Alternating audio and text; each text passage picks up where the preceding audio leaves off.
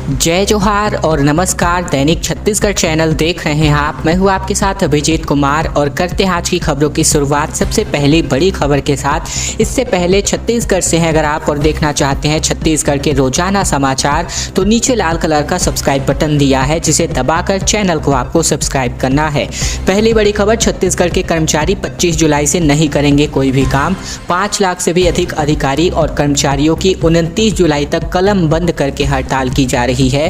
Teacher भी school नहीं जाएंगे। दरअसल छत्तीसगढ़ के अधिकारी और कर्मचारी प्रशासनिक अव्यवस्थाओं से तंग आ चुके हैं। अब छत्तीसगढ़ कर्मचारी अधिकारी फेडरेशन की तरफ से काम बंद करने का ऐलान कर दिया गया है। इसमें प्रदेश का हर सरकारी कर्मचारी भाग लेकर दफ्तर में होने वाले कामकाज से खुद को अलग रखेगा। ऐसे में आने वाले दिनों में आम आदमी की मुश्किलें बढ़ सकती हैं। पूरा विवाद महंगाई भत्ते से जुड़ा हुआ है। अपने लंबित महंगाई भत्ते को लागू करवाने की मांग को रखते हुए छत्तीसगढ़ अधिकारी कर्मचारी फेडरेशन ने 25 से लेकर 29 जुलाई तक कलम बंद करने का हड़ताल का ऐलान कर दिया है। इन 5 दिनों में सरकारी दफ्तरों में कोई भी कामकाज नहीं होगा। छत्तीसगढ़ अधिकारी कर्मचारी फेडरेशन के प्रवक्ता विजय झा के मुताबिक इसे लेकर रायपुर में एक बैठक रखी गई थी। बैठक में आंदोलन की रूपरेखा भी तय हो गई है। महंगाई भत्ता और भाड़ा भत्ता को लेकर के यह आंदोलन पूरे प्रदेश में किया जाएगा। बड़ी तादाद में रायपुर में भी कर्मचारी जुटेंगे और अपनी आवाज बुलंद करते हुए अपना विरोध प्रदर्शन करेंगे और इसके खिलाफ रैलियां भी निकाली जाएंगी। छत्तीसगढ़ अधिकारी कर्मचारी फेडरेशन के पदाधिकारियों ने बताया कि हर महीने इसकी वजह से इनको 5,000 रुपए का नुकसान हो रहा है, यानी कि महंगाई भत्ता और भाड़ा भत्ता की वजह से। छत्तीसगढ़ में बाढ़ का खतरा बढ़ता जा रहा है। आंध्र प्रदेश से संपर्क पूरी तरीके से टूट चुका है। गोदावरी के बैक वाटर से सबरी उफान पर है, जबकि NH 30 पर 5 फीट ऊपर से पानी बहता दिख रहा है। महाराष्ट्र और तेलंगाना में पिछले एक सप्ताह से हो रही मूसलाधार बारिश ने छत्तीसगढ़ में भी जनजीवन अस्त व्यस्त कर दिया है। बारिश के चलते प्रदेश के नदी नाले उफान पर आ गए हैं। गोदावरी नदी के बैक वाटर की वजह से अब सुकमा स्थित सबरी नदी उफान पर आ गई है। नदी का पानी सड़क पर आने की वजह से देर रात छत्तीसगढ़ का आंध्र प्रदेश से संपर्क पूरी तरीके से टूट गया। दोनों राज्यों को जोड़ने वाला नेशनल हाईवे 30 पूरी तरीके से डूब चुका है। इधर गोदावरी ने तेलंगाना के भद्राचलम में भयंकर रूप ले लिया है।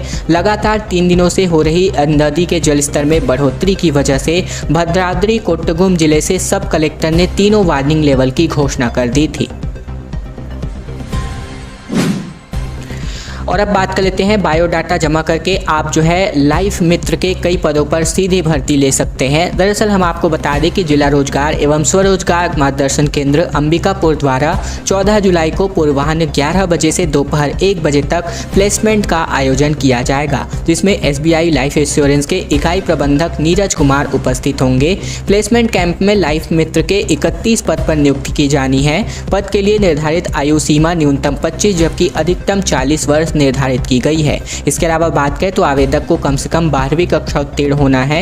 इसके अलावा बात करें तो जो भी इच्छुक उम्मीदवार हैं जो निर्धारित योग्यता पूर्ण करते हैं वो अपने बायोडाटा के साथ शैक्षिक योग्यता की अंक सूची और पासपोर्ट फोटो लेकर के यहाँ पर रोजगार कार्यालय से संपर्क कर सकते हैं और अगर आप इंटरेस्टेड हैं तो इसको ले भी सकते हैं।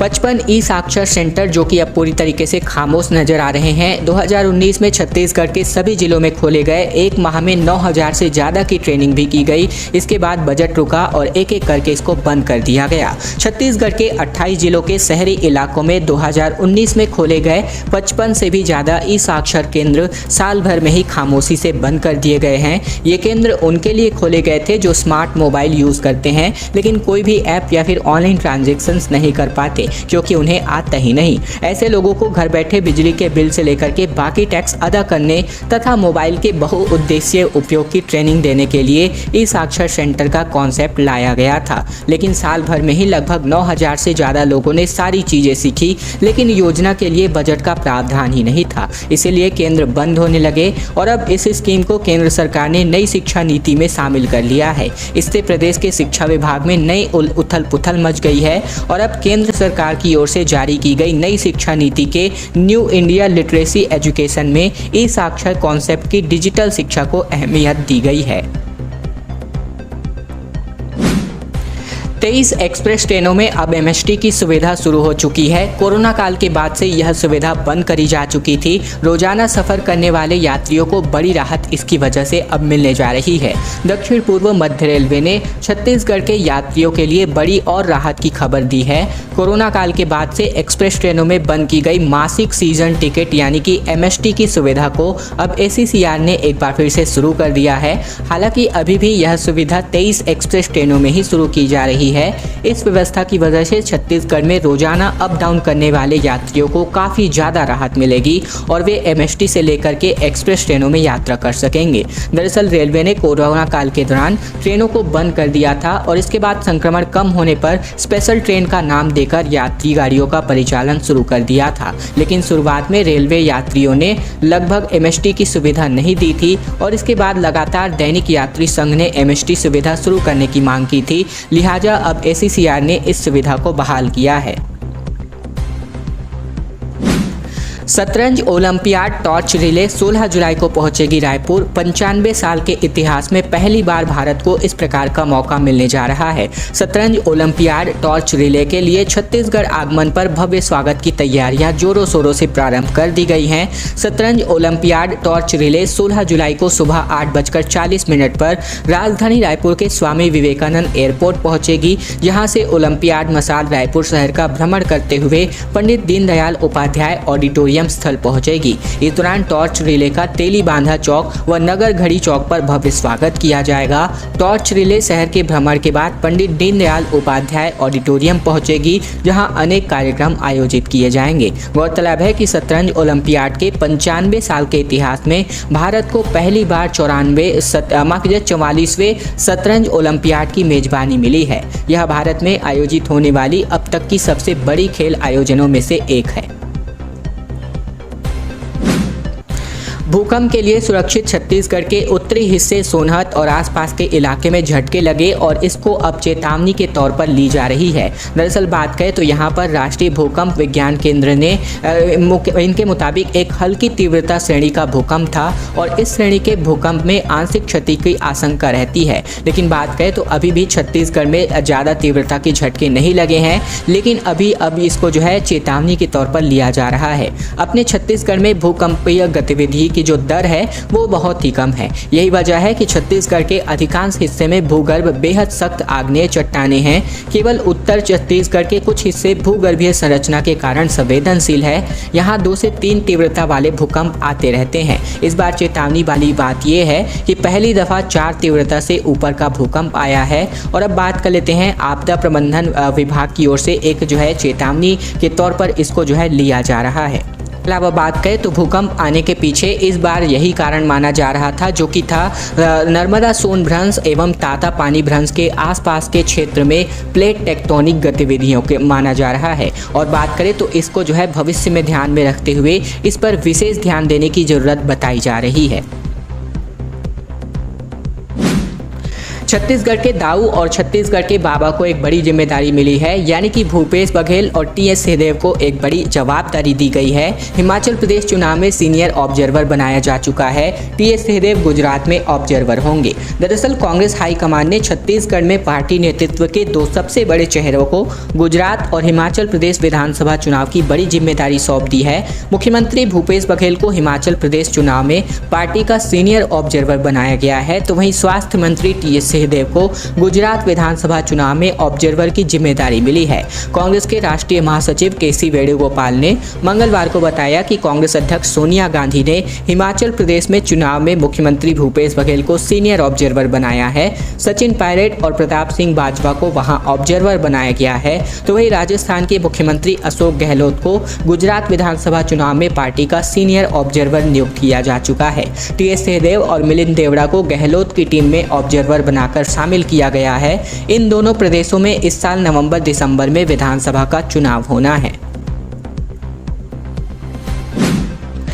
छत्तीसगढ़ का पहला वन प्रदर्शन प्रक्षेत्र की बात कर लेते हैं। बैकुंठपुर में 21 एकड़ बंजर भूमि में हरियाली, हर साल 1 लाख औषधीय पौधे होंगे तैयार। दरअसल कोरिया जिला मुख्यालय बैकुंठपुर में राष्ट्रीय राजमार्ग 43 के निकट ग्राम पंचायत आनी में 21 एकड़ वन प्रदर्शन प्रक्षेत्र हरियाली छाई है, जिसमें औषधीय पौधों की मातृ वाटिका, फलोद्यान के साथ साथ ऑक्सीजोन के रूप में वन प्रदर्शन क्षेत्र तैयार होने लगा है। मुख्यमंत्री भूपेश बघेल की मंशा के अनुरूप एक नई पहल करके मुख्यमंत्री पौधरोपण योजना के तहत 1 वर्ष पहले वन प्रदर्शन प्रक्षेत्र बनाया गया है। पूरी तरीके से बंजर पड़ी इस भूमि में घास का एक तिनका भी नहीं होता था और अब औषधीय महत्व के हजारों पौधों के साथ मिश्रित वन में होने वाले पौधों की हरियाली से ऑक्सीजोन बनाया जा रहा है।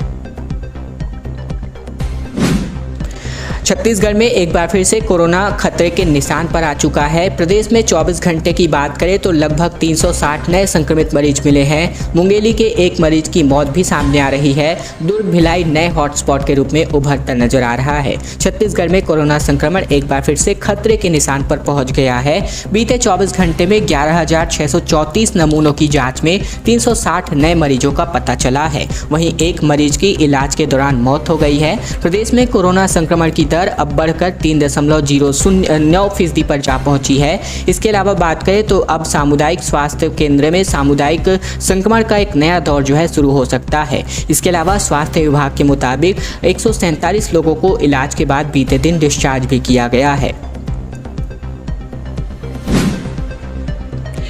रायपुर के मल्टी लेवल पार्किंग में बकरा कटिंग के बाद अब पार्किंग में गंगा जल छिड़काव किया गया। सार्वजनिक जगहों पर गोश्त काटने का विरोध किया गया। मंत्रोच्चारण की विधि से यहां पर इस परिसर को शुद्ध किया गया। दरअसल रायपुर के कलेक्ट्रेट परिसर के पास बने मल्टी लेवल पार्किंग कैंपस को शुद्ध किया गया। मंगलवार को यहां मंत्रोच्चारण करते हुए साधु संत पहुंचे और पूरे परिसर में गंगा जल छिड़का गया। इस दौरान भारतीय जनता पार्टी के नेता गौरीशंकर श्रीवास और अन्य कार्यकर्ता भी मौजूद थे, जो जय राम के नारे लगाते हुए परिसर में दाखिल हुए। पवित्र मंत्र पढ़ते हुए संतों ने पूरे परिसर का चक्कर लगाते हुए गंगा जल का छिड़काव किया। यह सब इस वजह से क्योंकि बकरीद के दिन यहां पर कुछ लोगों ने गोश्त काटा था। अब तक हुई जांच में सामने आया है कि इस पार्किंग का ठेका जिस ठेकेदार को दिया गया है, उसने अपने साथियों के साथ मिलकर मल्टी लेवल पार्किंग परिसर में गोश्त कटिंग किया था, जबकि मुस्लिम धर्मगुरुओं ने सार्वजनिक जगहों पर बकरा काटने की मनाही की थी।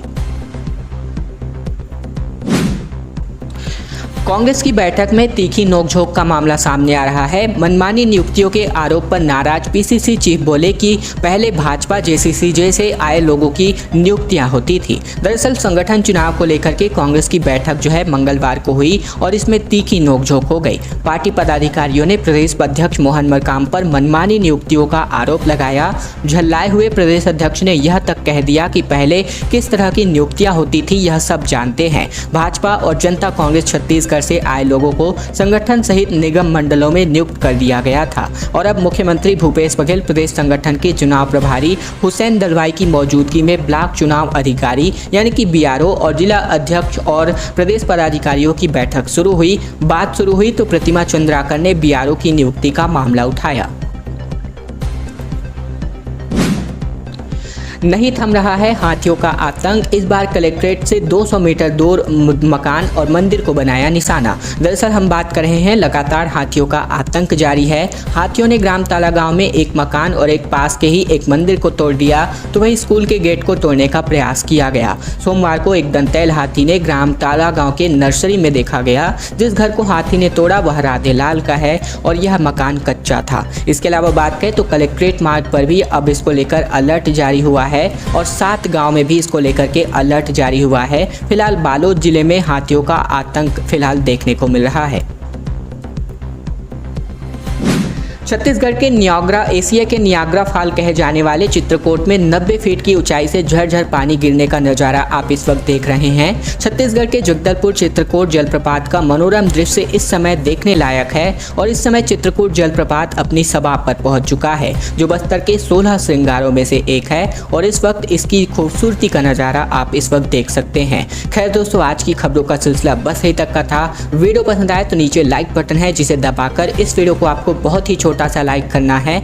नीचे लाल कलर का सब्सक्राइब बटन भी दिया है जिसे दबाकर चैनल को आपको सब्सक्राइब करना है ताकि प्रतिदिन की महत्वपूर्ण खबरें, छत्तीसगढ़ के समाचार बिना किसी रुकावट रोजाना हम आप तक पहुंचा सके। चैनल जरूर सब्सक्राइब कीजिएगा।